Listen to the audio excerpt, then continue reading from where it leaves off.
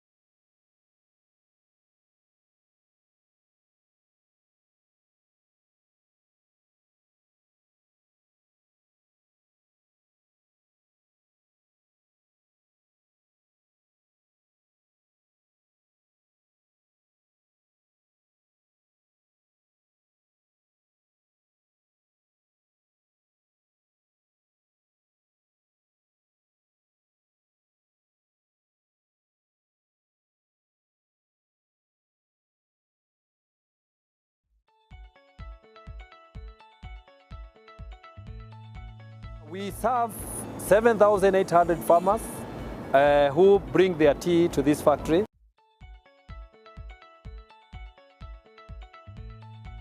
We serve 7,800 farmers who bring their tea to this factory. Some of the best shareholders we can ever talk about, because they have supported this factory since 1963 until now. We have processing cities, which is mainly exported to Pakistan, England, UK, and very many other countries. We have Orthodox tea, which you have also given some of the best teas, Orthodox teas, coming from this country to the world. We are just about to release some of the finest brands that will fly off the shelves in supermarkets, called Chinga Light. Beyond Chinga Light, we are going to have another brand that is going to be coming out very soon, that is called Chinga Delight. That is in addition to Chinga Premium teas that we have already selling. We are intending to have Orthodox tea and green tea also in our value addition project. Chinga Light will have other additives like ginger. This tea is something that we want to do not only for this factory, not only for the catchment, but we want to do for international market. Inside here in the factory, we have a quality management system, ISO 9001. That is to ensure consistency, and the product that comes out of this factory is consistently good. We are also having another certification, international standard food safety management system, to ensure that the food is safe. So we can proudly tell anybody world over that we have systems in place to ensure that the tea that comes from Chinga Tea Factory is safe, is cultivated by farmers who have minded about the environment, and the factory is caring about the environment. We are caring about sustainability and the future of the planet. We have directly employed 200 employees, and sometimes they go higher when the crop is so high. Our workforce, we have about, out of them, they are permanent and pensionable, and others are here on seasonal contracts. Out of the 7,800 farmers that we are serving, they are able to give us about 17 million kilograms of green leaf per year. In a good month like this one, we are expected to have about 2 million kilograms of green leaf. And in lower seasons, during pruning, the crop can go down to about 1 million. Cumulatively, in a whole year, we do about 18 million kilograms of green leaf. The tea they bring this month, at the end of the month, they are assured of 30 shillings per kg of green leaf. That was just recent, which we were coming from 25. Below, we were at 20 just last year. So the farmers' income has been growing. Another thing that we have been seeing is the return. After the profits are calculated at the end of the year, we have what we call final payment or second payment, which is the profit that the farmers are accrued, which have also been growing. Last year, we were able to give a final payment of 43 shillings and 50 cents. One of the things that I want to appreciate the government that has done recently is to remove VAT from tea sales which are being sold at the gate. That 16% VAT has gone a long way in improving the fortunes of the farmers. We would wish to see the government do more in terms of marketing. We know we have a body, very many bodies that market products from Kenya. We would wish to see more countries going to negotiations with the tea. Before I go far, I remember the teas or the agricultural products going to China has been zero rated. So we would wish to see more accelerated marketing, and we appreciate that initiative. But now we want to see more help in taking this tea to other markets in China, because one of the biggest challenges that we have as a company is over-reliance on traditional markets. We want the government to assist us move tea to different markets, and that will be good. We also appeal for support in value addition. We have heard the government talk about common user facilities, removing some taxes on the burden of the farmers. Those initiatives are welcome. We look forward to better working conditions here, and also proper other markets courtesy of government initiatives. Nikipeleka majani chai wananishukulia, halafu ninachukua pesa zangu mwisho wa mwezi.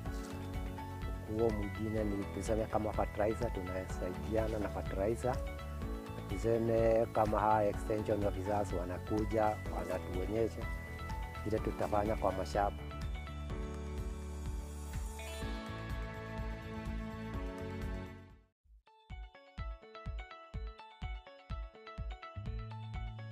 Tukiingia kwa cashew nuts, hiyo process ya kwanza kabisa inatakikana korosho, ununue korosho kutoka kwa wakulima ama kuna wale brokers ambao wananunua kutoka kwa wakulima. Sasa inatakikana zinunuliwe kwa wakulima mpaka zinifikie hapo mahali niko kwa store yangu.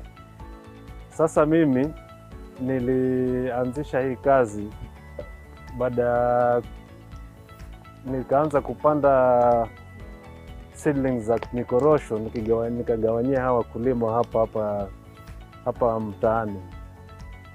Na nilipowagawanyia hizo seedlings, niliwaambia wakipata hizo korosho zao wawe wananiuzia mimi, alafu mimi nikaanza kuprocess. Sasa hiyo ilinifanya hawa wakulima hapa karibu wanipate hiyo korosho yao kwa urahisi, kwa sababu nilikuwa baada ya kuwagawanyia hizo seedlings ilikuwa ni rahisi kwao kuniamini na kuniletea hizo korosho. Si watu wananiletea bure, nanunua, lakini ni rahisi, si hawezi enda kwa mtu mwingine. Sasa mimi zile ambazo na process hapa ni zile ambazo nanunua kwa hawa wakulima ambao wako hapa karibu na mimi. Nanunua kwao na nazileta kwa store yangu, alafu naleta hapo kwa mtambo, nazianika. Processing yenyewe na include zikiingia mpaka uanze kuzianika mwanzo. Nazianika kama 2 days, alafu nikimaliza kuanika ndio naziingiza kwa boiler. Zinaingia kwa boiler. Boiler yenyewe inachukua kama 200 kg. After 40 minutes inatoa. Sasa zikitoka kwa boiler lazima zikae, uzianike tena under shade kwa kama 12 hours. Sasa baada ya 12 hours ndio unaenda kwa shelling. Tuna mashine hapa ya kuvunjia, hiyo inaitwa shelling. Ndio tuna shell hizo ambazo tumezianika kwa 12 hours. Tuna shell, alafu hiyo ni kama process ya kwanza, kwa sababu sasa zikipikwa hiyo shelling sasa ndio process ambayo ni ngumu sana, kwa sababu sasa hiyo ina involve machinery, ina involve ni manual, ina involve machinery, na hizo unajua sasa zile ziko corrosive pia, lazima uwe na protect, wanapaka mafuta ya nazi kwa kuprotect ile mikono yao isibambuke. Wakimaliza kushell, kuna watu ambao wanaziscoop, alafu ndio zinapelekwa kwa dryer. Sasa zikipelekwa kwa dryer zinakaa kama masaa 4 kwa dryer, alafu after 4 hours zinatolewa, zinaenda kwa peeling. Kuna section ya peeling, zinapelekwa kwa peeling, watu wana peel na manual pia, kutumia mkono. After peeling kuna section nyingine ya sorting, maanake pale wakipeel kuna pieces ambazo zinachanganyikana na zile holes. Sasa zinapelekwa hapo kwa sorting, zinasortiwa zile pieces na zile holes zinawekwa kando. Zikitoka hapo zinaenda kwa grading. Sasa hapo wanachagua, kama ni holes wanachagua zile kubwa, alafu zile middle, alafu na zile ndogo, alafu na hizo pieces zinawekwa kando. Hapo ni grading. Kutoka kwa grading sasa tunaenda kwa value addition. tunaenda sasa hapo kwa value addition. Kwa value addition, korosho tunaweza kufanya kama mara 5 hivi. Tunaweza value add. Hapa tuna value add kama mara 5. Kuna salted, kuna ambao tunaweka chumvi, hiyo ni salted. Kuna plain, hiyo hatuweki chumvi, tunakaranga, tunabaki hivyo hivyo. Alafu kuna ya pilipili, hiyo ni chili. Alafu kuna caramel. Alafu kuna yahani. Hapo sasa tunakuwa tumemaliza kuvalue. Alafu tunaenda kwa packaging. Tuna pack namna hii. Kuna changamoto sana. Ya kwanza, korosho inanunuliwa na watu wengi sana na kampuni kubwa kubwa. Ziko kampuni kubwa kubwa ambazo pia nazo zinanunua hiyo korosho hiyo moja, na wale bei zao ziko juu. Lakini sisi processors wadogo pia inabidi tununue hizo korosho hiyo korosho hiyo. Sasa bei zikiwa juu, sisi kwetu huwa ni changamoto, kwa sababu hiyo hatuwezi kununua stock kubwa ya kutosha. Tunanunua tu ile stock ambayo tutakuwa tunaweza basi. Kwa hivyo hiyo changamoto ya price hiyo huwa iko nyingi sana kwetu. Kuna hiyo changamoto ya mabei, kushindana na wale big fish au processors wakubwa, hiyo iko. Alafu kuna wakati mwingine pia season saa nyingine inakuwa fupi. Pengine kumekuwa na kiangazi sana, korosho zinakuwa kidogo. Sasa zikiwa kidogo, unakuta sasa competition inakuwa juu sana. Sisi sasa tunashindwa kucompete na wale watu wakubwa.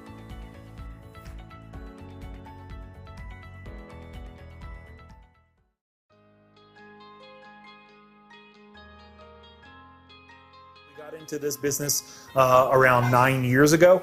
We started initially with a 4-acre plot where we were doing commercial potatoes.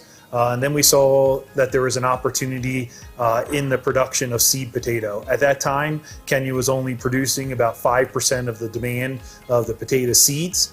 So we saw that there was a huge gap and opportunity for us. So we did some research online, got connected with the Center for International Potatoes.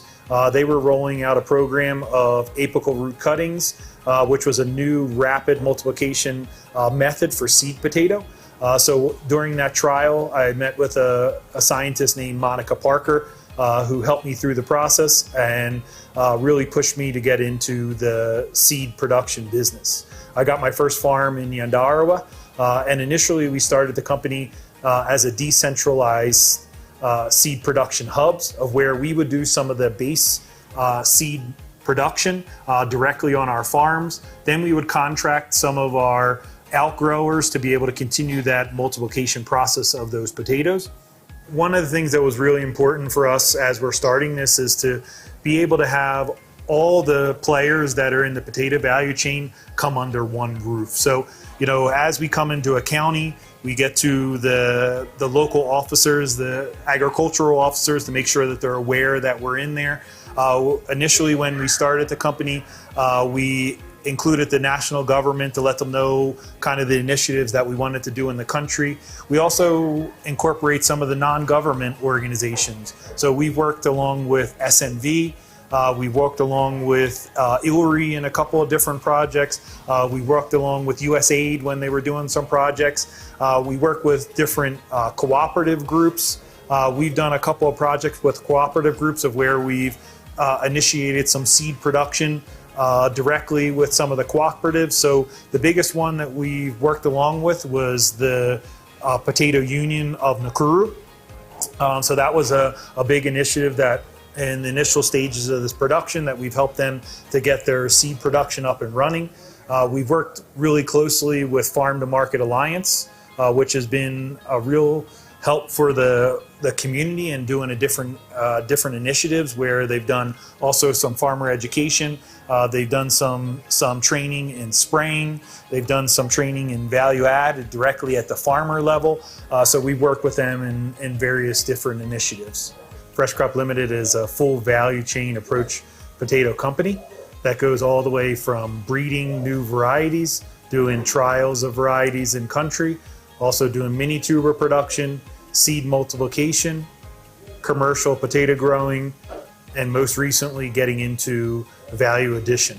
Currently, we have one factory that's making fresh cut French fries, Lyonnaise, whole peeled, wedges, cubes, and breakfast potatoes. We've gotten up to over 100 full-time employees. And then on a daily basis, we have around 500 casual laborers that we support in the different communities. And it was really important that as we go into the communities, we kind of get different lady groups, different men groups, and we rotate them to give fair and equitable chance to be able to come and make income. In the last 2 years of our casual labor, we've generated about 28 million shillings in casual labor salaries, which has been a huge impact to this community that typically were only doing grazing. So we did a process of where we brought them in, trained them on the farm. We segregated them into groups so that we can have training groups, and we introduced them to all the different aspects of the farming. So they do anywhere from planting, they go to roughing, which is removal of any off types of potatoes that are there. They do spraying. They also come into crop maintenance where they can do harvesting, and then they can do transporting back to our facilities. I oversee the whole process of starting from the greenhouse. In the greenhouse, we deal with the apricot cuttings, and then coming to the field, the land preparation, the planting processes. I ensure that we use the customized nutrition programs. Before we do the land preparation, we have to do the soil sampling processes. And after that, we do the customization of our nutrition. So first of all, when we do the sampling of the soil sampling, we check for the diseases and the pests, and also for the nutrition requirements. So after that, we are able now to do the planting using the customized program from our soil testing. Ile kazi kubwa ambayo tunafanya ni kuweza kuelimisha wakulima, training on good agricultural practices, kuwaelimisha mambo ya climate smart agriculture, na kuwalinki pia na inputs, certified seeds and other inputs, mostly on potato value chain. Tuko na platform ya Fresh Crop ambayo unaweza i-access ama unaweza i-download kutoka kwa Play Store. Once you download, you can book your potatoes or your seeds from that portal. Another method we use is digital marketing, whereby we are in Instagram, we are also in Facebook, and farmers can access Fresh Crop through those platforms. Fanikio la kwanza, tulikuwa na changamoto ya kupata mbegu. Mbegu ambayo kwa tunatumia ilikuwa mbegu duni za kienyeji. Ilikuwa tukipanda unapata kwa kama eka moja, ukitumia ile zetu za kienyeji unapata kama gunia 30 mpaka 40. Lakini baadaye tulipokuja tukapata ile elimu ambayo tulipewa na hawa, na yale tukapatiwa mbegu na masomo. Sasa hizi eka moja tunapata kama gunia 120, 140. Walitufundisha kwa tulikuja kwa ground, wakatufundisha jinsi ya kulima, kutengeneza shamba vizuri na kurudia. Kwanza kabla shamba kuchukuliwa ilikuwa wanachukua mchanga wanapeleka kwa lab kuhakikisha hakuna ile bakteria na nini ambayo inaharibu viazi. So baada hiyo wakatupatia go away, akatupatia mbegu, akatupatia fertilizer na kemikali ile za kunyunyizia baada ya mimea kumea, na vile vile akatupatia program ambayo tunafuata kila wiki, unatakana upige dawa gani wakati gani. So tumefuatia hiyo program yote, akatupatia hizo mbegu na dawa. So baada hizo kupatiwa hiyo, tukaona tumefaidika sana. Tena tukirudi mambo ya marketing, kule kwetu kuna mabrokers wengi. Tulikuwa tunauza gunia moja kama 2,000 kabla kujiunga na Fresh Crop. Tulikuwa tunauza 2,000 ama 1,500 kwa gunia wakati tulikuwa na brokers, lakini tulipojiunga na Fresh Crops wakatutafutia market, kuna market size. Kama mula iliyopita mwezi wa 11 12 gunia moja kwa tunauza 4,200. So unaona kati ya 1,500 na 4,200 unaona sisi kama wakulima tumepata faida kubwa kifedha, na pale tena mazao ni mengi kuanzia gunia 30 mpaka gunia 120. So tumefaidika sana kwa hii kampanya ya Fresh Crop.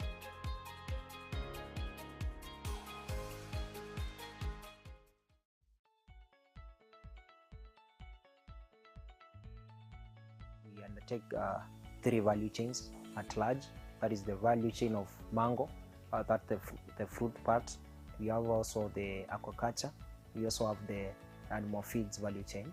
So I'll start with aquaculture value chain, whereby we do majorly the production of fingerlings. We do two varieties, that is the catfish and the tilapia. So catfish, it's more of artificial insemination, not like tilapia, where tilapia we just collect the eggs and then incubate them for like 3 to 4 days. The eggs hatch, then after they hatch we feed them for 1 month, then we dispatch them to our customers. These cuts across all the fingerlings. We normally feed them for 1 month just to ascertain that the fingerlings will thrive well and they have gained the market size, and also the immunity is very strong for maybe any shake or shock due to difference in ecological factors.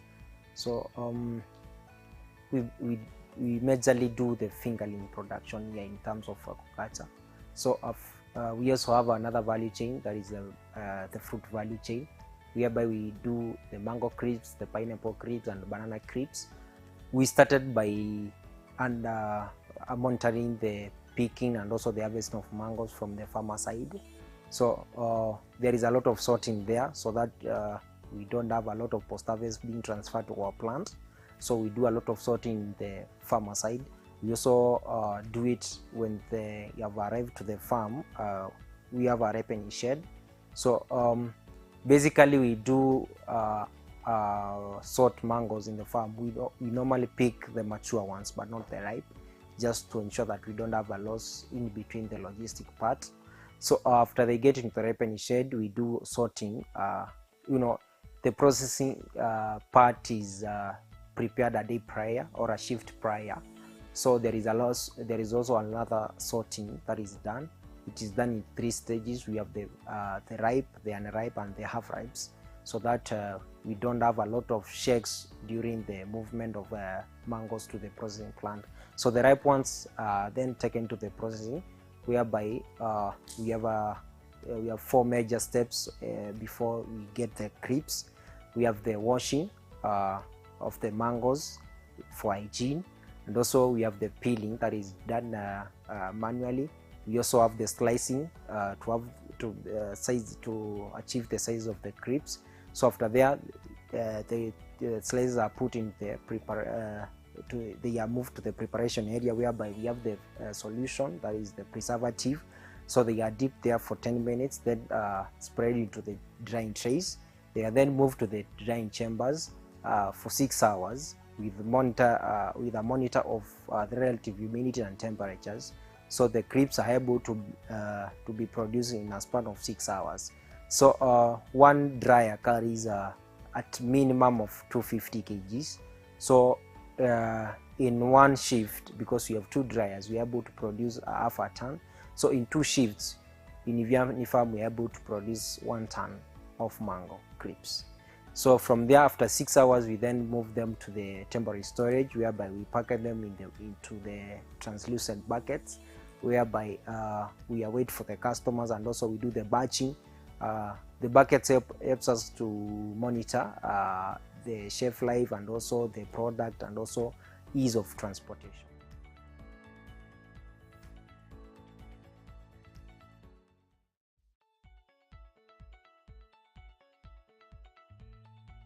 Tunaenda tunachimba miogo. Unapata kuna yule mtu tunampatia kazi ya kuchimba muogo. Ukifika hapa, huo muogo kutolewa maganda tunapatia watu wengine. wanapata kitu kidogo kutoka pale, na kuna yule ambaye ana deal ndani ya dryer naye anapata kitu, na pia kuna yule anatusaidia kukatakata kwa mashine naye anapata kitu. So unapata tumejiajiri, tumejifundisha mengi kutokana na muogo, mpaka tumeanza add value addition kwa muogo. Tunasaga unga, tunatengeneza unga wa uji, tunachanganya na muogo. Tunauza huo unga wa muogo plain. Tunatengeneza kupitia huo unga wa muogo, tunatengeneza chapati, tunatengeneza mandazi kupitia huo unga, tunatengeneza majani ya chai kupitia unga wa muogo. Tunapika keki ambayo tunaipika kutoka kwa unga wa muogo. Kwa hivyo tumejifundisha kuhusu muogo mambo mengi.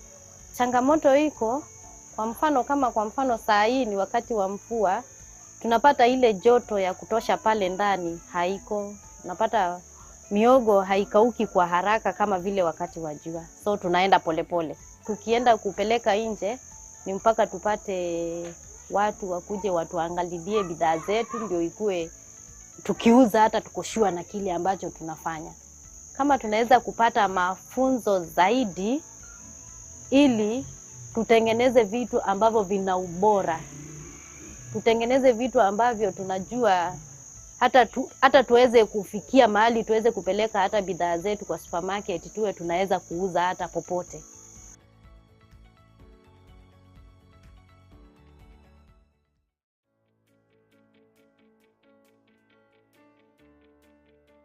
Here we fatten bulls. We bring them in and we fatten them for export, for the local market. And it's a relatively new business for us, seeing that we just brought in our first lot of animals late last year. And they are ready now for disposal. These are the ones you're looking at here. We do work with nutritionists. This food has to be well balanced, so that it doesn't affect their rumen. You know, again, they're bovines. They have to ruminate their food and everything. So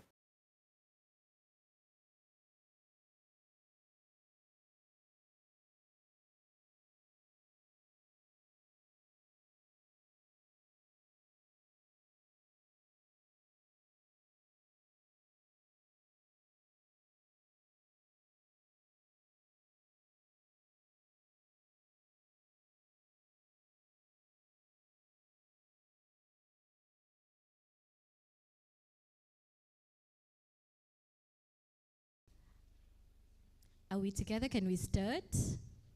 Okay, so we have a number of very interesting panelists for this session, and we are going to have very exciting conversations, adding on to the conversations we've already had during the day and the last 2 days. Our first panelist, who's also doubling up as the chair of the session, is Michael Salimandu. He's the acting Secretary Trade in the State Department for Trade, and he's an experienced public servant whose experience spans over 30 years and covers a wide spectrum of national and international assignments. He leads a team of over 150 technical officers dealing with Kenya trade policy, both at domestic and international levels.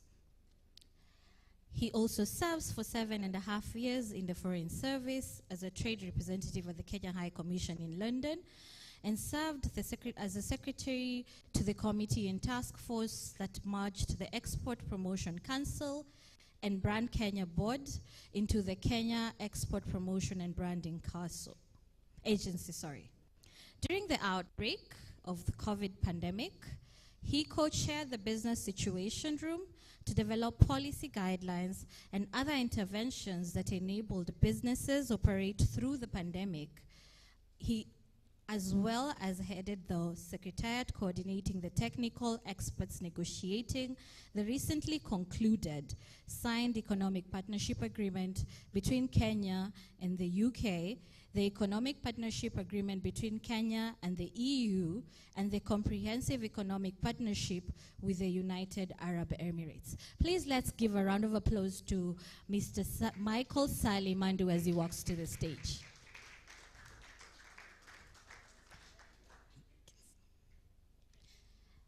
The first panelist for this session is Francis Rotich from EPZA.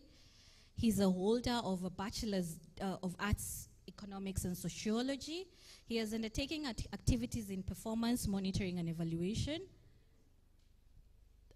strategic planning, performance contracting and annual corporate plans, international trade negotiations, policy analysis and advocacy, comparative studies, ISO implementation and mentoring, among others. He has also participated in several forums, both locally and foreign. He has worked for over 26 years in the EPZA, currently as the manager, acting manager, research planning, innovation, and the innovation department.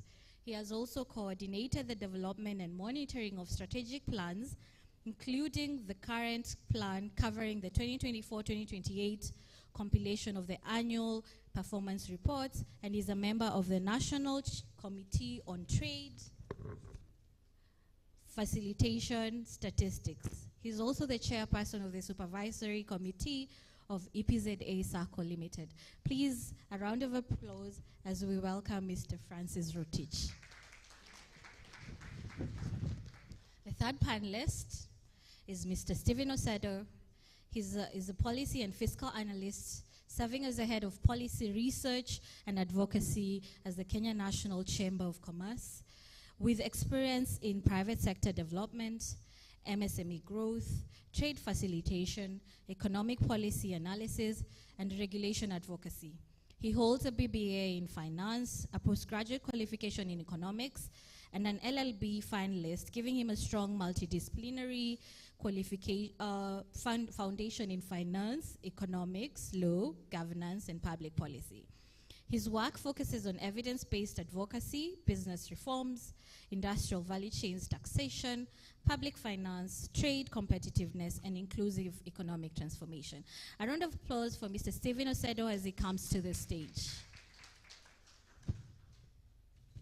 I'm almost done. I am almost done. Next is Dr. Jasper Maranga Omwenga. He's the chair and he's the senior principal environment officer at the National Environment. Okay, so that's all. That is all. Sorry, apparently that is all the panelists we need for this session, and I officially hand it over to the chair of the session. Welcome.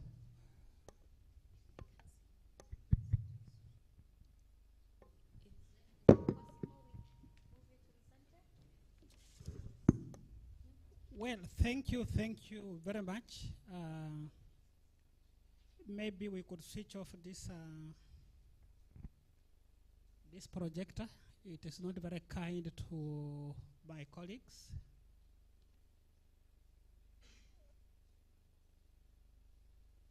Just tell me, how much time do we have? How much time do we have for this panel discussion?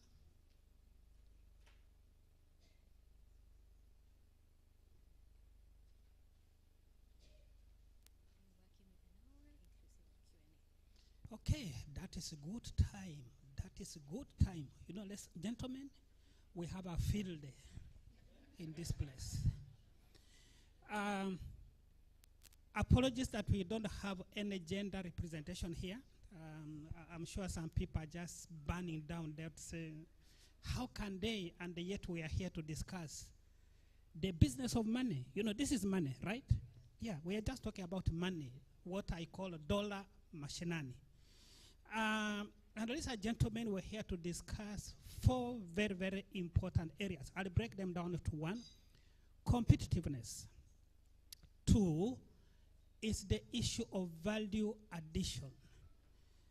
Then we talk about diversification, and we crown that with market access, right? That's the part that we're talking about, is competitiveness, it is value addition, it is diversification and market access. And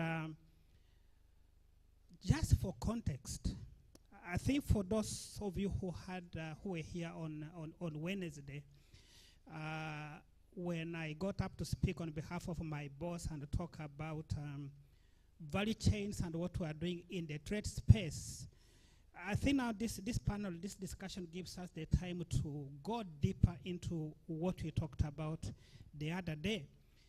A question to Francis and Stephen is, we seem to be losing our market share in the region, in the ESC, in COMESA, in Africa, and globally. And the biggest danger we are facing is that of competitiveness, which seems to be eating into our exports. Maybe for context, allow me to, a few minutes just to explain that, bear with me for you who were born a few years ago, those also have been here for a long time, we saw great things in this country. If you moved across East Africa, you went into towns in northern Tanzania, you went into Uganda, you went into South Sudan, what have you, you thought you were in small Kenya, because the products in the shelves in those shops were from Kenya, predominantly, right? You talked about edible oils, you talked about soaps, you talked about unga, anything that you talk about was from Kenya. So Kenya was the big guy in this place, right? But from around the year 2000, we have seen a shift with those countries building their own industrial capacity to produce the goods that we have been producing and are selling to them, and therefore eating into the market share for Kenya. I'm talking about ESC, but if you go down to COMESA and other places, you see a similar scenario taking place. And I think the concern for everybody is what is happening to Kenya's competitiveness in those markets, in those countries. So yes, on Wednesday when I spoke about, and I begin from the end of the market access, I said that looking at the agreements that we have negotiated with many countries, if you look at the global GDP of about 110 trillion US dollars, that's the global GDP, we have what you call preferential agreements, that agreements that allow products to enter in at lower duties or no duties at all, at quota free and what have you. We have nearly access to about 52 trillion USD markets, and I can mention this. US is about 28 trillion market under AGOA. You come to the EU, it is 28 trillion market for Kenya. You go to the UK, we have an agreement with, we are talking of 3.2 trillion USD. You come down to Africa, you are talking about 3.3 trillion USD. And when you throw into the mix the UAE, you are talking of 400 billion USD. Putting that together, it gives us about 52 trillion USD. That's the market that we have, where we have preferential market access. Now, the competition of trade globally, I guess it's good for you to look at these figures. In 2024, trade contributed 34 trillion USD to the global economy, the global GDP, 34 trillion of that. Now, when you look at Kenya's exports in 2024, we talked about 1.12 trillion Kenya shillings. Compare the trillion Kenya shillings and the trillion dollars that we have. Now, I also point out the other day that we have seen our trade figures grow gradually from 2021, from below 1 trillion Kenya shillings to now 1.19 in the trade data that we have for last year.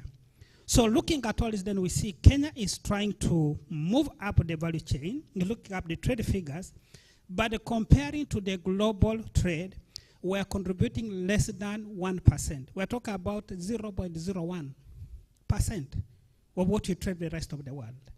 Now we have all this big, you know, I come from a place where we like food, and when we talk about food, we talk about ugali. You know, leave alone this other thing that you eat, the pastas, what have you.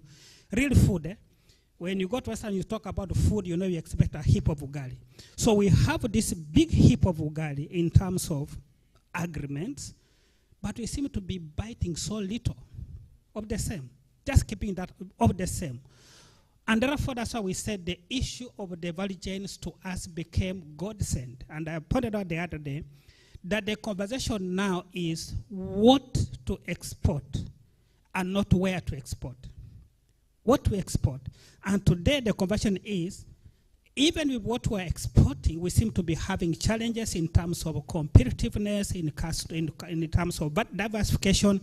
So when you look at the whole picture of the CAIPs and what's happening in the value chains, and I think for you who were in the last panel discussion, when you heard Timothy Kaku talk so passionately, he asked the question, what are these value chains that we are talking about? We are talking about tea. We are talking about coffee. We are talking about dairy and dairy products. We are talking about meat and meat products. We are talking about textiles and apparel. We are talking about horticulture broadly. But we are focused on avocado, on vegetables, on fruits, and what have you. We are talking about pharmaceuticals. We are talking about poultry and poultry products. We are talking about building construction materials. We are talking about pharmaceuticals. We are talking about edible oils. For edible oils, supposed to be a kind of import substitution. The same with the pharmaceuticals. But the rest of the products are meant to be exporting to the rest of the region. Now, looking at our nature of trade with the region, again, I had to look at a few things. Sorry if I bore you a lot of data, but you know you cannot speak against the data. Data gives us the firm facts that we can work with. In 2023-2024, Kenya's exports into the EAC. EAC is the 7 countries making the region. We talk about Uganda, South Sudan, Tanzania, Rwanda, Burundi, DRC, and recently Somalia. Our exports in 2023 were 2.35 billion USD. In 2024, this grew to 2.38 billion USD. So we registered a growth of about 26 million US dollars between 2023 and 2024. What did we export to the EAC that time? During this time, it was edible oils and fats, food preparations, tobacco and tobacco products. We are talking about beverages, spirits, and wines. We are talking about sugar and sugar confectionaries. We are talking about seeds for planting, and we are talking about cereals, and mainly the product, particularly talk about sorghum. But what is missing in that particular list of products, if you look at before 2015, we are missing out iron and steel, which used to produce and export to the region. We are missing out on cement. We are missing out on medicaments. We are missing out on textile and apparel. We are missing out on footwear. We are missing out on soap and organic cleansing materials. We are missing out on printed books and newsprint.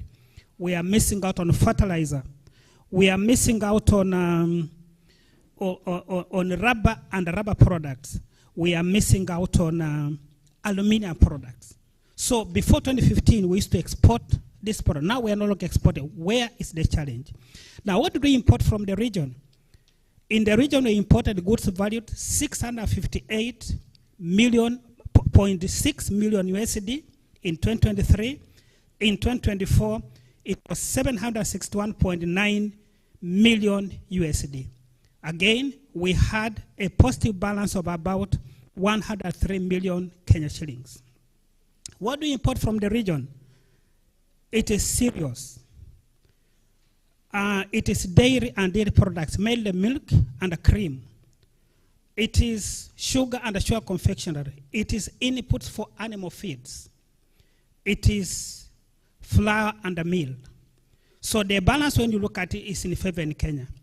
You look at the COMESA, also it also takes a similar trend and what have you. Look at Africa, also enjoying a trend. But compare it to what was happening in 2017, 2018, and now, our figures seems to be dropping slowly over time because of that. So the question we have today, ladies and gentlemen, is this very important question: what do we need to do to address that flagging, that flagging performance? And I think my first question will go to Francis, because you are handling what we are calling the export processing zones. An incentive scheme that's supposed to support industrialization of this country. And permit me to, for clarity, to put on my Vision 2040 so that I can see properly in this regard. So to the EPZA, what is EPZA doing to support export expansion? What intervention is the authority undertaking to strengthen trade, competitiveness, and improve access to availability of regional and international markets? Francis.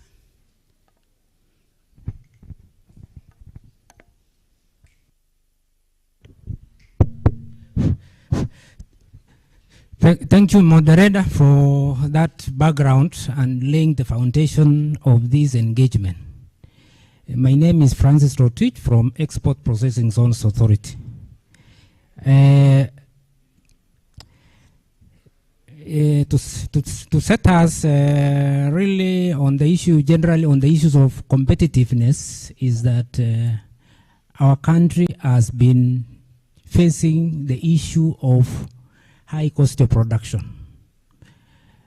High cost of production, especially on the issue of the cost of electricity. Electricity to the industrialist, electricity to business community.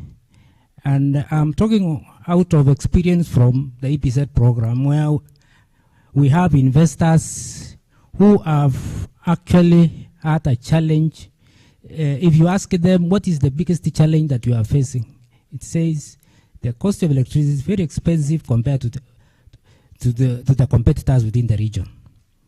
Cost of electricity in Kenya by the for the industrialist is about ranging about 23 to 24 up to 25 US cents per kilowatt hour.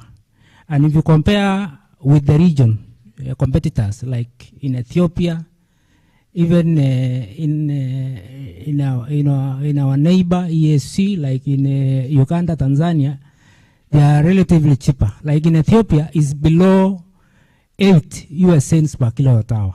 So comparing yourself using the cost of production of US cents 25 per kilowatt hour, and somebody who is producing under less than 10 US cents per kilowatt hour, you cannot compete in terms of the market. So such that our investors have even migrated to other regions, like in other COMESA regions like Egypt. They set up their plans. We have a case like in the EPZ program, we have some investors have actually moved to Egypt so that they have pulled their plans because they have cited the cost of production as key factor that they have pushed them to set up their production outside Kenya, particularly in the COMESA region like Egypt, and export to Kenya the same product, and they export cheaply. So in other words, actually displacing our products in the international market. The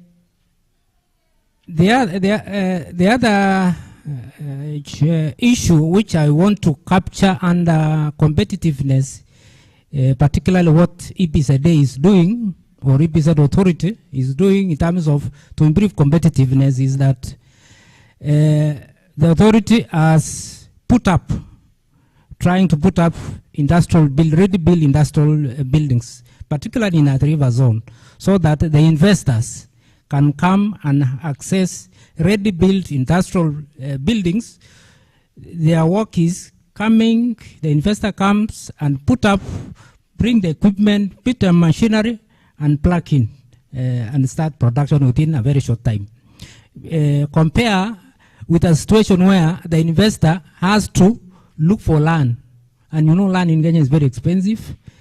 Look for build, and then bring machinery and start operating. So the authority, with the little resources that it gets from the government, has tried as much as possible to put up those industrial buildings, and also facilitated the investors themselves. They have investors who are facilitated, we have promoted investors who come and put up industrial buildings within the river zone to supplement what EPZA is actually doing in putting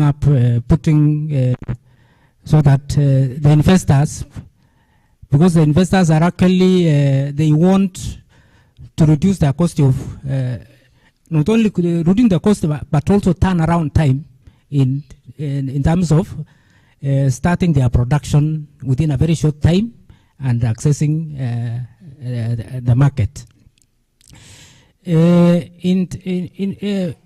Mostly, we are talking about the value chains, and you find that the most dominant value chain that is visible if you go to the EPZ program is apparels and textile and apparels, and we are focusing apparels with our focus in the US market. I know within the region, there is a gray area where, EPZ program focuses on actually export market. We are expected to export at least 80% of our product to beyond East African community, to outside COMESA, to Africa, to US, to EU, to Asia, and to the rest. So our main focus, or the enterprises which have been attracted so much in the EPZ program, is apparel, and is actually the biggest contributor in terms of employment. Last year they employed over 82,000. We have 82,000 employees being employed in that sector alone. And generally most of them, 80% of those employed in that sector, in that space, are actually youth below 35 years of age. And I'm sorry to say that most of the materials which are being used that space are actually imported. 90% of our imports in that sector, 90% is actually composed of fabric and accessories. Fabric, this value chain, we can have it locally here to have that value chain, and we actually save the foreign exchange and also create wealth and create opportunities to the young people, to the rural community, to the women, and have that inclusivity. Out of about over 77 billion Kenya shillings in imports by EPZ companies last year, about 80% are actually those fabric and accessories. So you can imagine, if you can even get a half of that being retained here in Kenya, it can cause a lot of transformation in terms of retaining the wealth that we are actually promoting. The farmers and women and youth of other countries like in China, like in Taiwan, Vietnam, where this fabric is coming from. So we have a huge opportunity in terms of strengthening the value chains so that we can have at least, you can have that import substitution to be replacing the materials that we are actually using in our industries. Also, I want to point out that part of the competitiveness that we also want to create is that we are putting up what we call flagship projects. We have 4 flagship projects currently underway, all at implementation of about 80% implementation. We have some industrial parks that we are setting up. Government gave us that opportunity to set up some industrial flagship projects. We have those flagship projects within Murang'a. We have it in Kirinyaga, we have in Uasin Gishu, and we have in Busia. And what we have done is, through the support of government, we have put up initial infrastructure. We are putting up initial infrastructure in the form of 4 industrial buildings. We have the civil core works. We have sewerage plant. We also have basic amenities that it is supposed to be taken care of by a zone developer. So with those facilities in those counties, we hope to, we are taking these facilities to help to strengthen the value chains in those counties. In Murang'a, targeting the value chains found there, like now avocado, macadamia. We have even even tomatoes, to add value to those value chains in those areas, so that we can have our people, our youth, our women have those opportunities to be able to have those value addition opportunities in those areas, so that we can be able to improve our competitiveness in the international trade. I think for now I can stop there. Thank you very much. I know maybe there will be a question will be coming to you based on your remarks. But let me come to Stephen. I understand that the chamber is present in every county in this country. And I understand also the chamber goes out of its way to make sure that we get preferential treatment for our products. But let me pose this question to you. What is your role in helping your membership to access premium global and regional markets? What does our country need to do in order to fully capitalize on the market secured through trade agreements and economic partnerships? Thank you very much, moderator, and good afternoon, everyone. Yes, so the Kenya National Chamber of Commerce and Industry is a private sector institution that works to promote and protect business interest in the country. And it's affiliated to the International Chamber of Commerce, regional chambers, and the sub-national chambers. We call them the county chambers, and I'm glad to see some of my directors in the room. Maybe you could just wave so that they see you. So those are my directors from Mombasa. So you're very right that the chamber is present in all the 47 counties. So we decentralized after the devolution to ensure that we can bring services closer to where the MSMEs are. Chamber being a membership-based organization, and we have a total membership of about 2.7 million businesses, spanning from the nano businesses to the large enterprises. So the nano, micro, small, and medium enterprises. Now, when we talk about the issue of competitiveness and ensuring that Kenyan businesses are able to access preferential treatment in these markets, maybe just to also highlight to our audience today, that Kenya as a country, we have done so well to sign different bilateral and multilateral trade agreements. For instance, we are part of the tripartite that is bringing EAC, SADC, and COMESA together. We are part of the EFCFTA, comprehensive agreement with the EU, the EPA, and many, many others.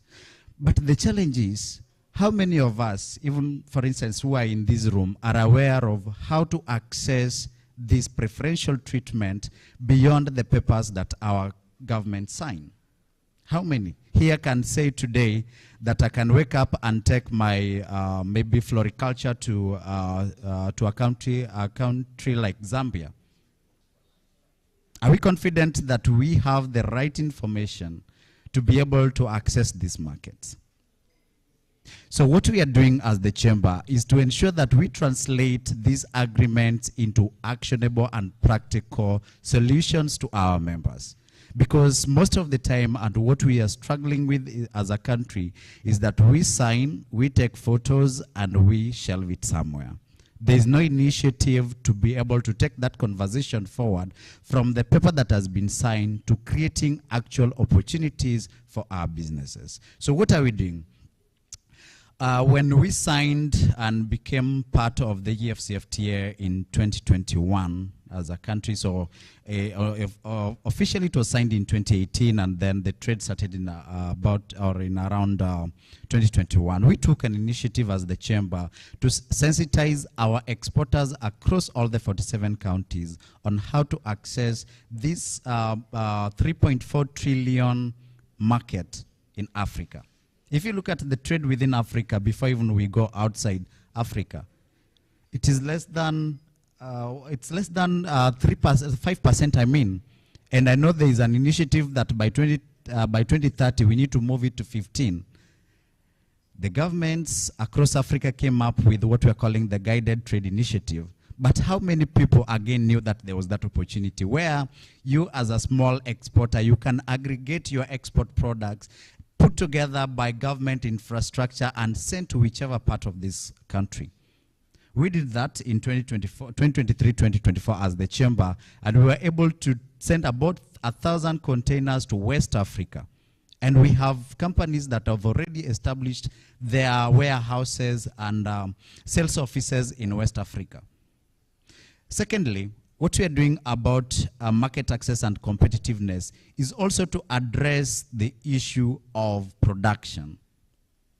As a country, we are resource endowed. There is nothing. In fact, if you look at, as the moderator was looking at or talking about the numbers, where we are importing about $761 million from the EAC. Tell me, Kenya has the most and the best arable land in sub-Saharan Africa. But our production capacity is dwindling and going down year after year. So how do we ensure that we can be able to support the cereal growers in this country to take so that we don't have to import maize from Tanzania, for example? We are talking about input subsidies. We are talking about input like fertilizers, we are talking about financing. We are talking about the cost of energy, which my co-panelist has talked to. So we are also in the space of advocacy to ensure that the initiatives that the government is, or the policies that the government is formulating are responsive to the businesses. They are spurring production, not impeding production for in the country. Thirdly, we have gone out of our way to establish businesses, to establish real markets. You know, once you sign an agreement, for example, the EPA, even though there was some court injunction which I think are being handled, and not to go into that for prejudice purposes, but we are ensuring that we go beyond the papers. For example, the early harvest in China, we established our whole office in China in a province called Hunan. To date, we have been able to support our members, and not just the members of the chamber, but the private sector and exporters in the country, to export goods that were originally and traditionally not being exported to that market. Why? Not because the market was not there or because there were barriers, but it was because of the challenges in accessing this market. So we established this office, and to date we have been able to support about 700 million Kenya shillings worth of exports to that market in less than 2 years. And thirdly, the fourth thing that we are also doing is to capacity build our members. Because capacity building, it's, again, maybe I pause here. How many people, if you are, for example, we are in the coastal region and we are producing, say, watermelon, do you know the requirements that the government would need from you before you export your watermelon from here through the through Lunga Lunga to Tanzania? Do you know the certificates that you'd be required to produce before you can do that? So it is as practical as coming to the exporters or people who are intending to start exportation to tell you that, hey, if you want to access this market, these are the documents that you'll need for you to be able to start exportation. So as the chamber, we are doing quite a lot, and we encourage members and non-members to reach out to us through our county offices so that we can be able to support you to produce competitively through advocacy and also to access these markets through the capacity building opportunities that we are offering. Back to you. Thank you. Thank you very much. I have seen David Yamina walking. Yamina, I'll not spare you. Can you just respond to this question from wherever you are? And feel free if you want to come up here because you're one of the panelists. But the question that we are addressing ourselves is competitiveness, is the issue of value addition, is the issue of diversification, and how it is affecting our market access across the globe. And the question that was meant for you, and it's good you're here, is as the government continues to pursue the efforts around diversification and market expansion, in what ways is the Kenya Export Promotion and Branding Agency looking and supporting the issue of competitiveness and the feasibility of Kenyan goods and services in regional and international markets? What are you doing, Keproba?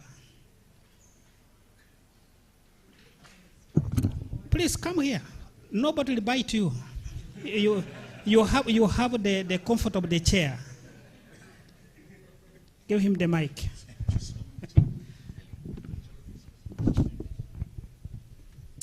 In a very, very short time, just tell us what is Keproba doing in that space.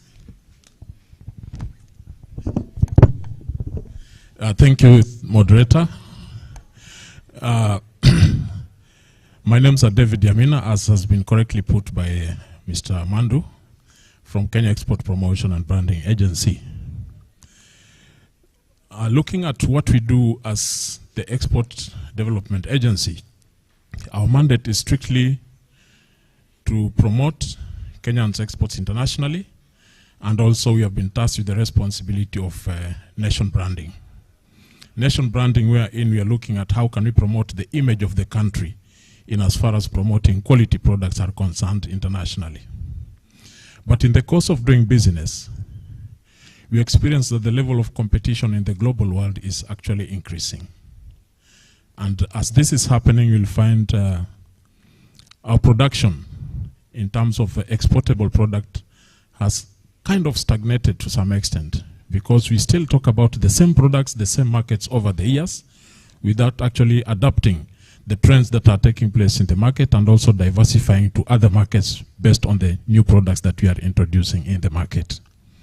This has been a very difficult trend for us because locally we are looking at the production capacity in terms of which are these products that we want to actually prioritize for the export market without compromising the local demand.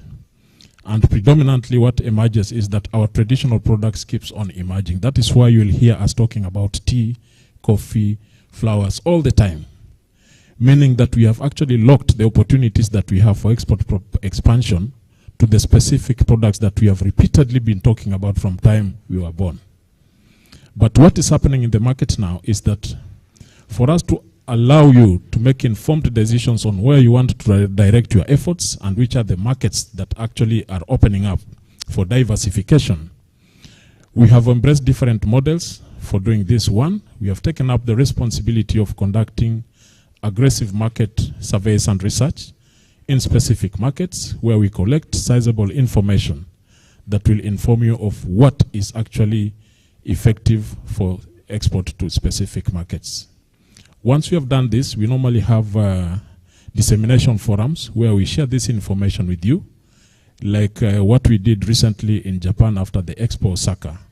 We did do a market research for that market, and we have already done the forum for the Nairobi region, and we are left with 3 other regions where we want to disseminate the information, which informs you now what the market is asking for and what others are also supplying into that market.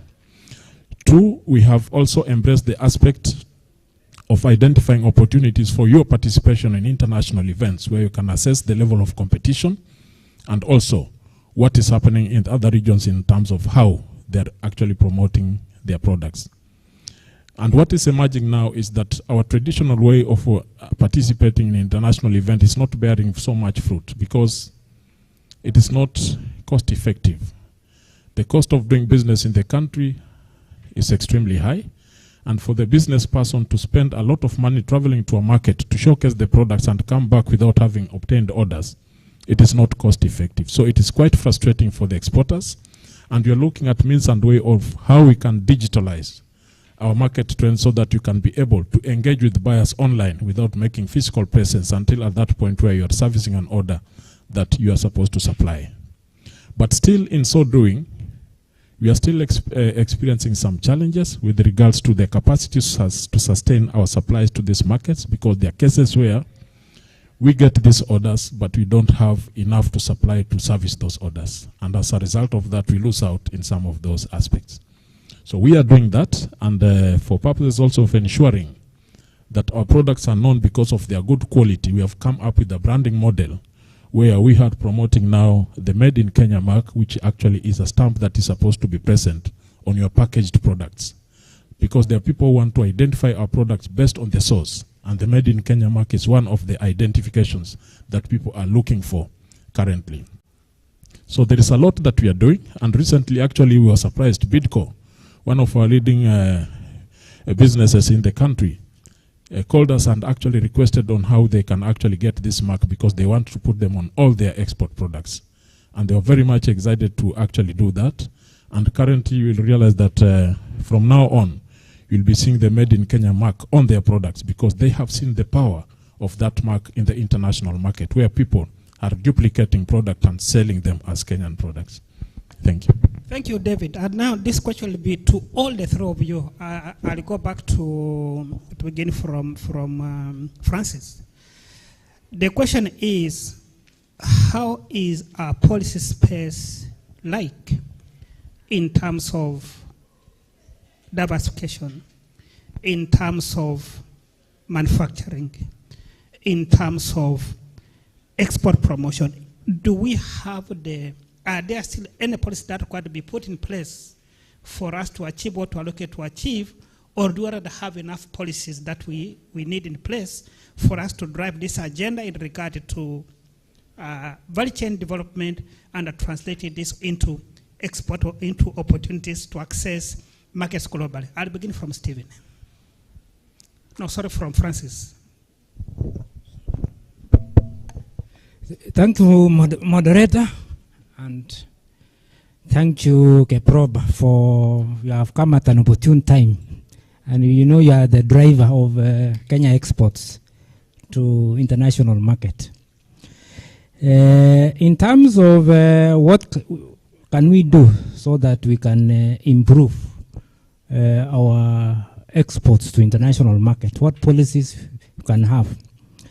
I think, to me, the critical policies that we need to look at is we need to work on the issues of cost of doing business, cost of production. Cost of production is critical in terms of, because it has so many linkages, because it has a linkage to competitiveness, which also helps to access the export market. So if we cannot deal with policies dealing with reduction of cost of doing business, I think there is going to be a challenge in growing our exports. For instance, currently, if you apart from the cost of electricity, if you transporting a value chain product from one county to another, you will come across several places where you will be told to pay for that product before it leaves. So if you are crossing several counties, you will end up that product or value chain will be so expensive that it is going to be unable to access the market because the product will be very expensive. So, and one of the things that is happening currently is regulatory forums where the Ministry of Investments, Trade and Industry and the Office of the President are brought together all the regulators on a round table so that they look at these issues of multiple fees and charges by regulators so that, and also the county governments, to see how best we can harmonize all those fees and charges to make our value chain, our production processes to be at least competitive in terms of not of overcharging or overtaxing the business community and which actually cut across in terms of the opportunities that we are able to, we are involved in. So we hope that process will be concluded soon and be able to have those harmonization so that we can levelize the playing field to achieve that competitiveness in our products that we are value adding and for export market.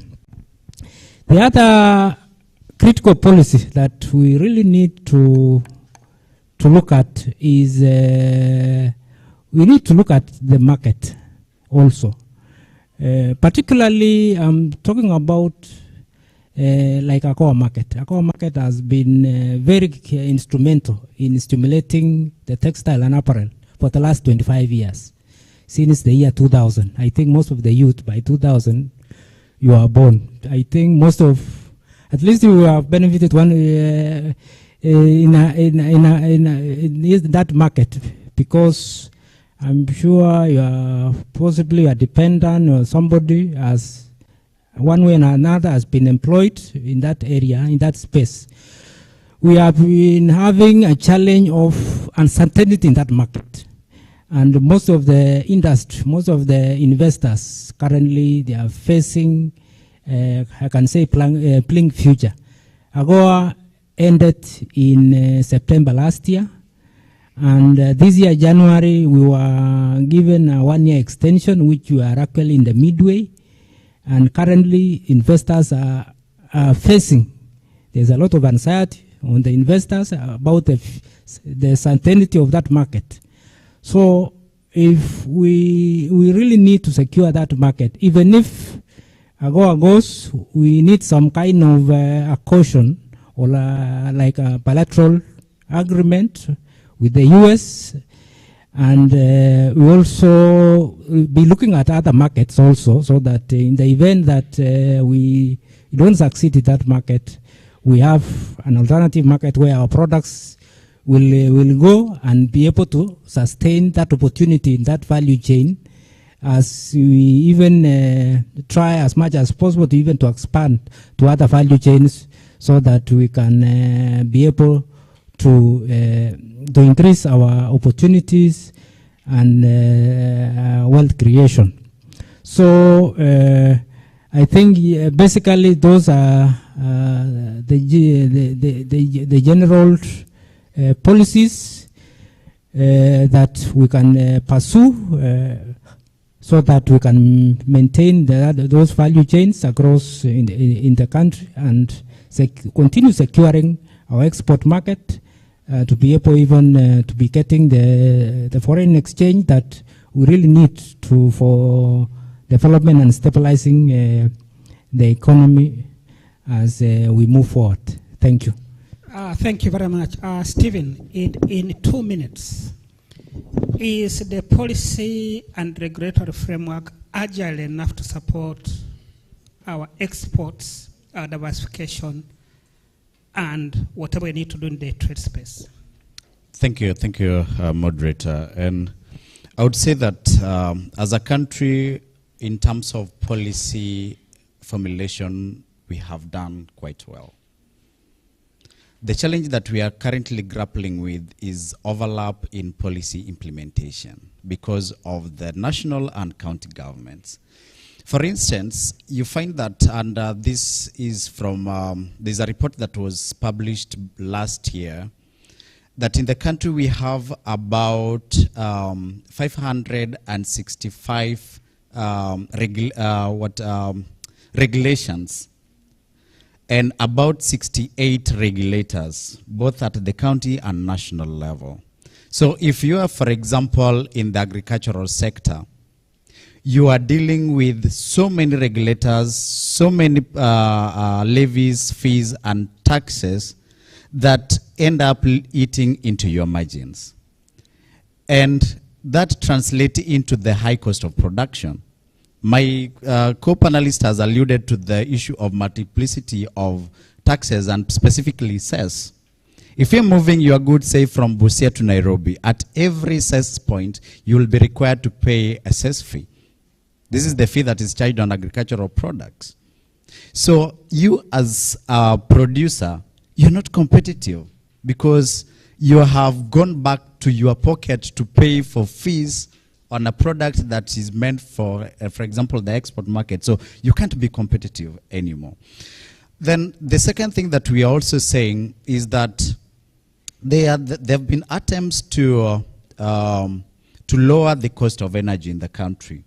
But we are seeing that some of the agreements, especially in the IPPs that we signed, that is the independent power producer agreements that we signed with the independent power producers, has left us at a point where we have no alternative but to buy power at an expensive price. Okay? So I'm happy that currently we saw there was an attempt to monopolize the power sector.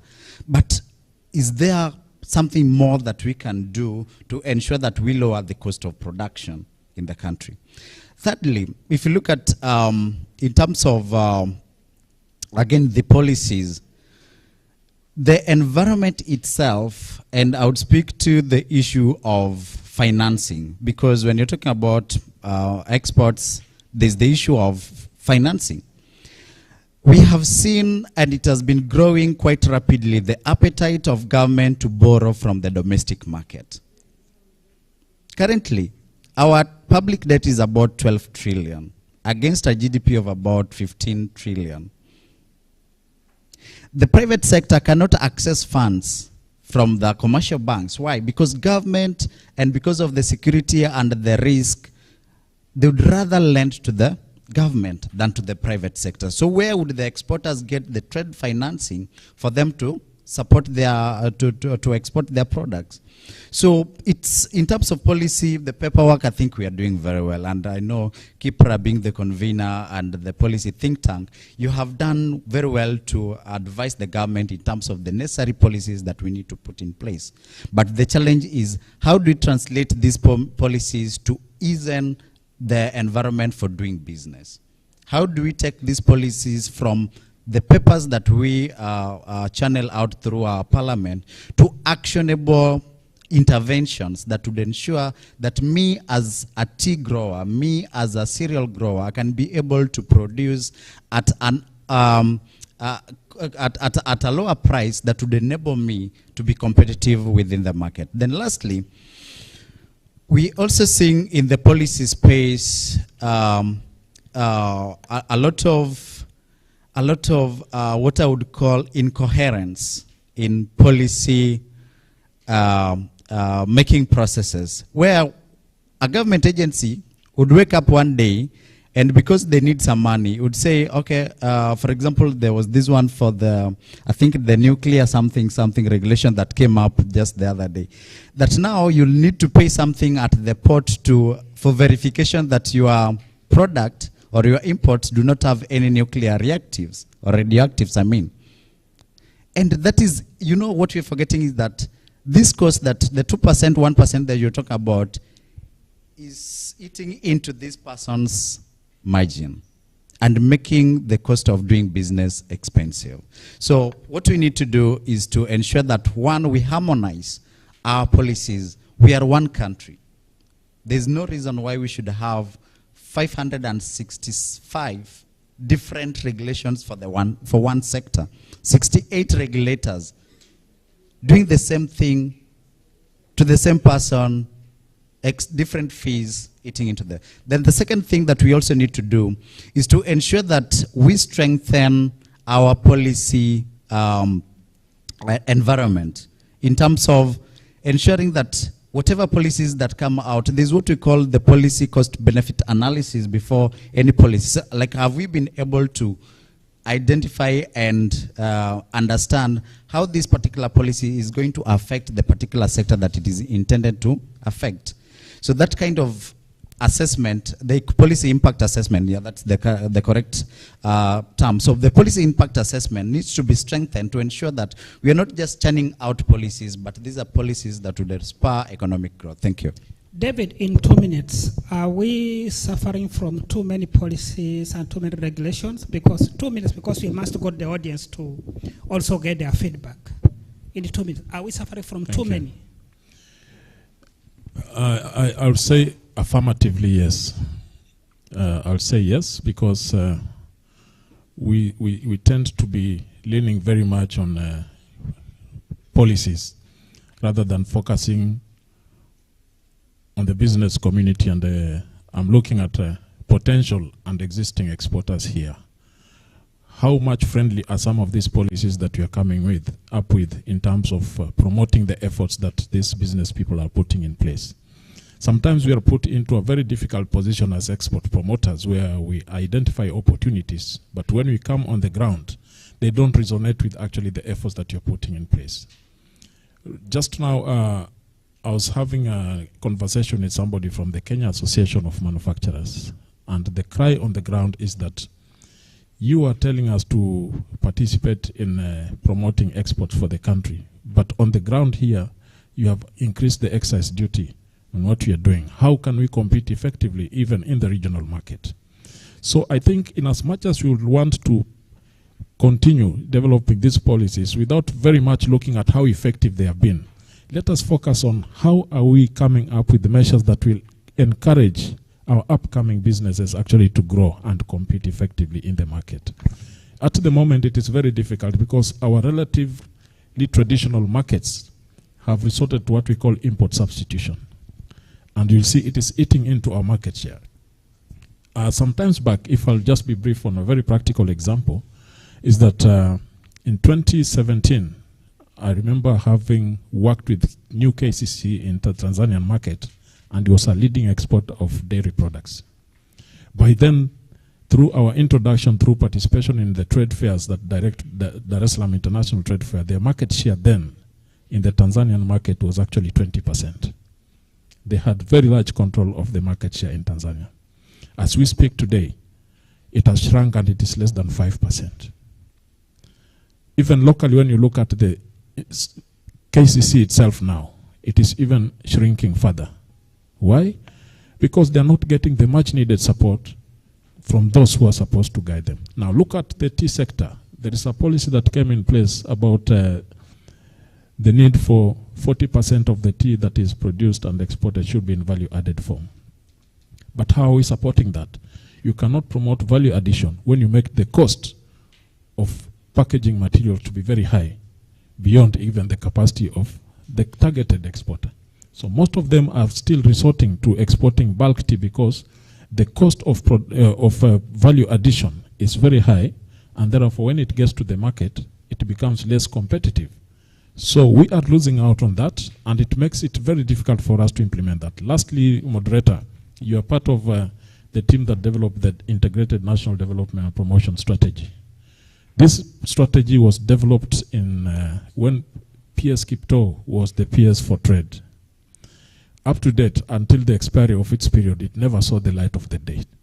But it was one of the best documents we have had in terms of the structure that we have for export promotion. So if we can continue doing things the way we are doing, then we should not expect much change on the ground in terms of enhancing our activities. Thank you. Thank you very much. Grace, we can take some feedback, please, with your permission. Yes, thank you. Please proceed. Moderator. We'll just have 2 questions from a gentleman and from a lady. Is there a lady? Yeah, I can just see so we'll have one at the front. Now you lifted later. One at the front, one at the back. So then we'll have one lady. This side, because one row there, this row, and the lady. Sawa? Okay. My name is Ian Kuria. I'm a young inventor from Likoni TVC. And as we know, Kenya, we have a very good number of farmers. If you go to rural areas, we have a very good number of farmers. And these farmers can produce products which can feed Kenya and across East Africa. But what they lack is called motivation. They don't have motivation due to middlemen. You find Kericho, they are crying about tea cartels. If you go to a place like Molo, they are producing a lot of potatoes. But you find a farmer producing a sack of potato of 90 kg, which cost 1,500, but later selling it at 450. So going losses and losses. So as the question which I'm asking, how are we going to create policies which farmers will connect directly to the factories, not the middlemen? Middlemen, they are killing the farmers. So how are the farmer going to deal with the factories directly? And about investors, how are we going to market our country outside to attract more investors to Kenya? Because if you have investors, we have farmers. Thank you. We'll ask all the questions and then we'll answer.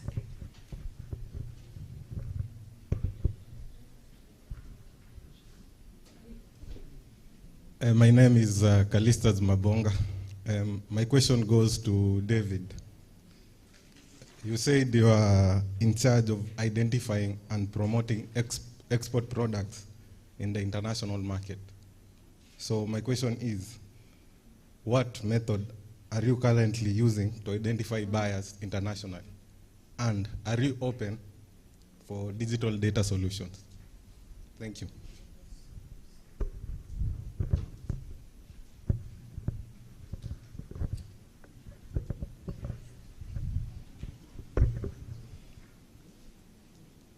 Thank you so much. My name is Shamim Juma. As we are speaking about value chains, I'd like to say that businesses are shutting down every day. My question, what measures are being put in place to strengthen local production, promote locally made products, and create market linkages for small and medium enterprises to compete at the local level and also internationally? Thank you.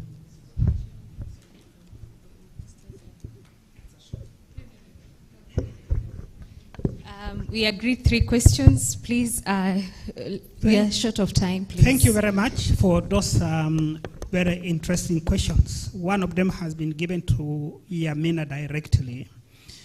The other question was lack of motivation for farmers and growers because of middlemen. How do we handle that? The issue of businesses shutting down. What are we doing to strengthen local production and to create linkages between local producers and global consumers? Very critical questions. In a minute each, I will ask Stephen to take on the question of promoting local production, and then Francis will take on the question on lack of motivation and middlemen, and that will maybe drive you to the efforts that you are doing in terms of more zones and maybe KIPES that could be of interest. Then David. So I'll begin from David. What are you doing in terms of connecting buyers to producers, and is there room for digital solutions? In a minute or so. Thank you. Thank you so much, the gentleman who has asked about how we identify buyers in the international markets. We have different ways of identifying buyers based on how we have segmented these markets. One, you'll realize that in most of the markets that we have prioritized as a country, we have commercial representation in these markets where we have our own people working in those markets as trade attaches. And in most cases, we receive a lot of feedback from them in as far as one, how the products that we are selling to that markets are performing. Two, what our competitors are doing different from what we are doing. And also three, we are looking at also the emerging trends in terms of competition and how we need to position ourselves.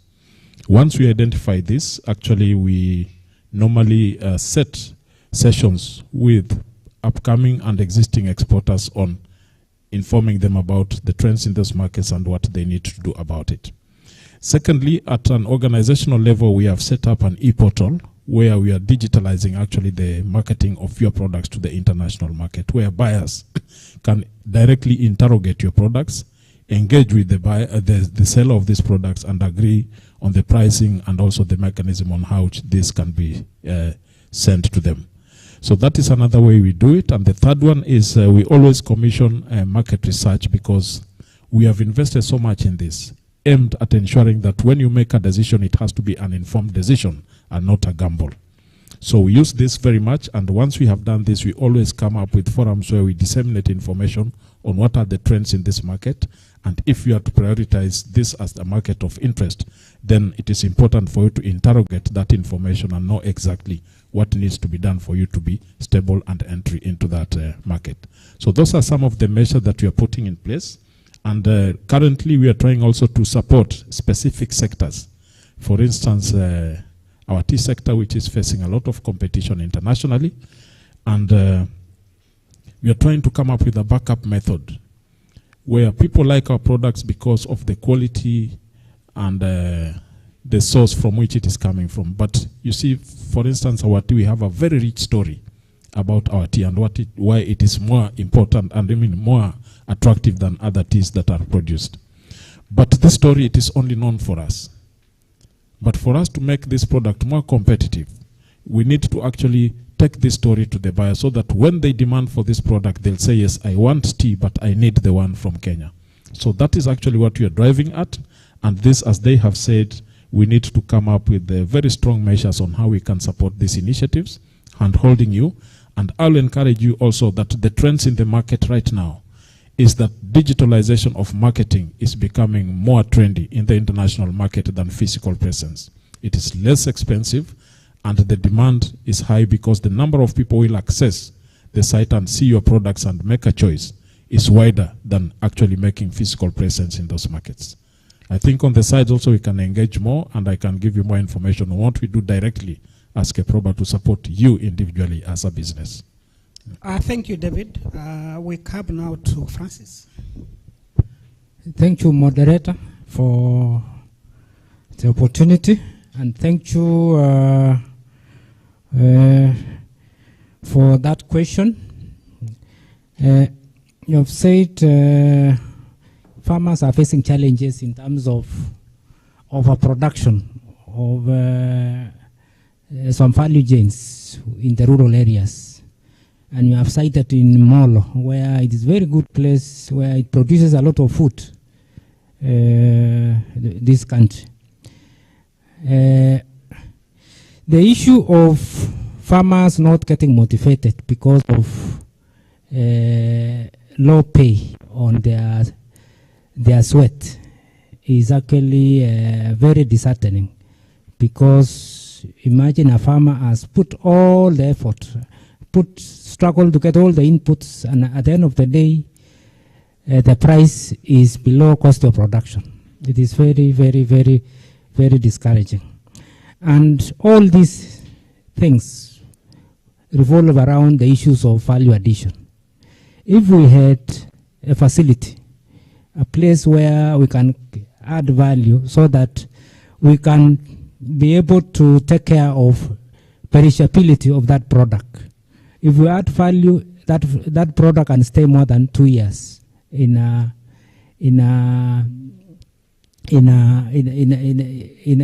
shop.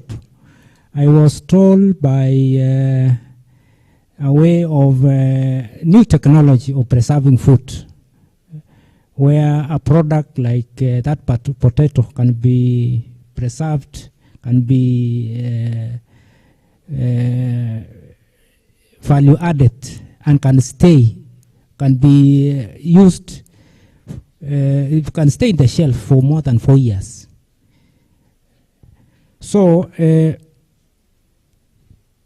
that's why we're talking about, when my discussion a while ago is, I talked about flagship projects which are being coming up, being facilitated by EBZA through the support of government.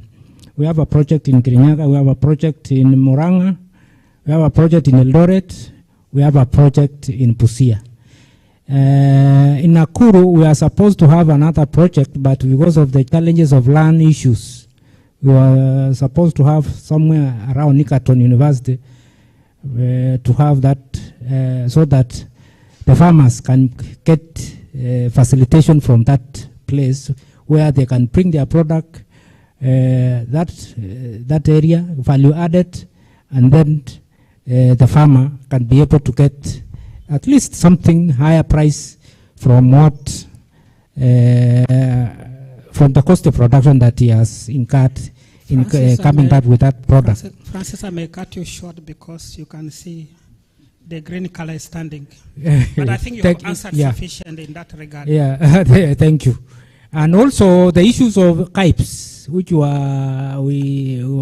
came up during the main common session, was actually meant to address some of these challenges of value addition so that the farmers can get high value of what they have been able to put in their farms and produce.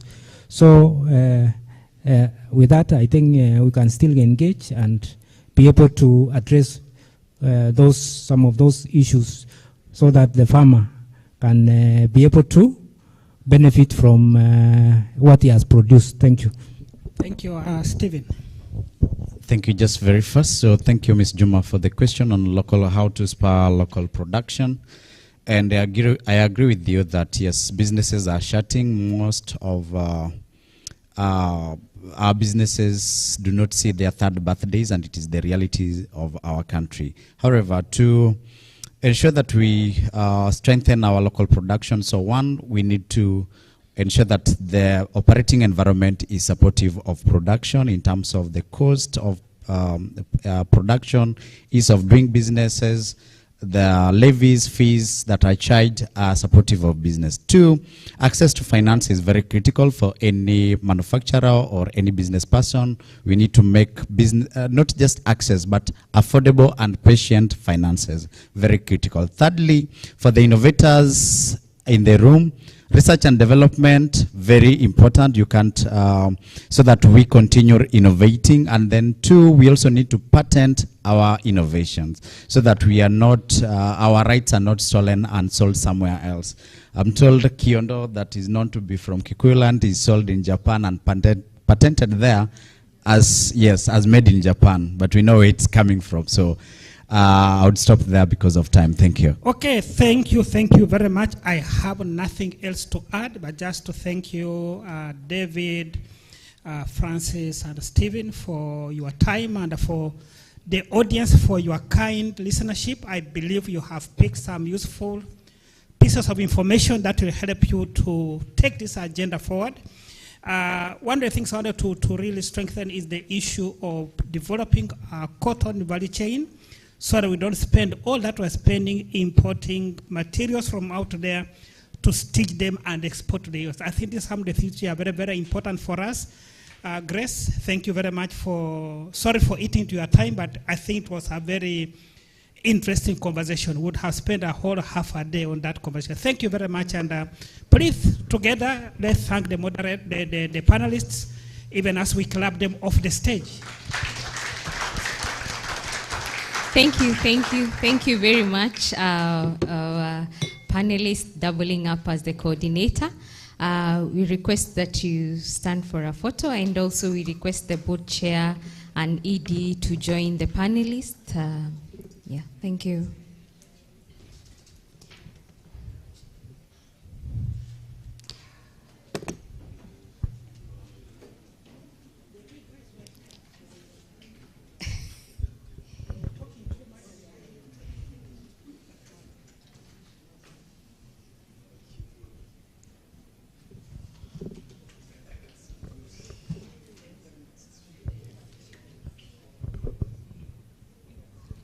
A round of applause as they take a photo.